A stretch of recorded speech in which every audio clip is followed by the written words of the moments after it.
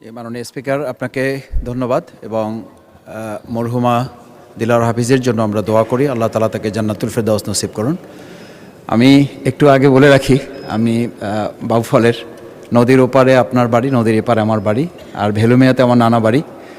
আমি কৃষি বিষয়ে পরবর্তীতে একটি প্রশ্ন করার সুযোগ আগাম একটু চেয়ে রাখছি, যদি সুযোগ পাই আমি কৃতজ্ঞ থাকবো আপনার প্রতি। এখন একটু বিষয়, সেটা হচ্ছে যে আমাদের ঢাকা থেকে আমরা দক্ষিণ অঞ্চলে যারা আছি, সেতু হওয়ার পরে ওখানে যে ভাঙা পর্যন্ত রাস্তা, সেই রাস্তার পরে 4 লেন না হওয়ার কারণে গাড়ির চাপ এত বেশি, সেই কারণে বরিশাল পর্যন্ত এখন বিমান আছে।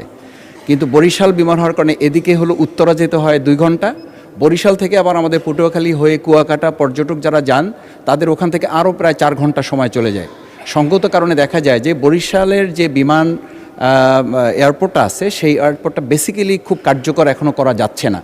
এবং আমরা যারা ওখানে জনপ্রতিনিধি হিসাবে ছোটোখাটো কাজ করি, আমাদের যাওয়া আসা এখন রীতিমতো, ঢাকায় আসলে এলাকায় যাওয়া যাচ্ছে না, এলাকায় আসলে ঢাকায় আসাটা আমাদের জন্য কঠিন হয়ে যাচ্ছে। আমি মাননীয় মন্ত্রীর কাছে একটু জানতে চাই যে আমাদের বরিশাল রেখে পটুয়াখালীতে যদি একটা এয়ারপোর্ট করা যায়, অথবা বরিশালের এয়ারপোর্টকে কার্যকর করার স্বার্থে যদি পটুয়াখালীতে দেওয়া যায়, সেটা আরও অর্থপূর্ণ এবং আমাদের দক্ষিণ অঞ্চলের আগামী দিনের যে অপার সম্ভাবনা আছে সেটাকে কাজে লাগাবার ক্ষেত্রে এয়ারপোর্টটা খুবই গুরুত্বপূর্ণ হয়েছে। সেটার ব্যাপারে কোনো কার্যকর পদক্ষেপ নেবেন কিনা? ধন্যবাদ মাননীয় স্পিকার। মাননীয় মন্ত্রী। ধন্যবাদ মাননীয় স্পিকার।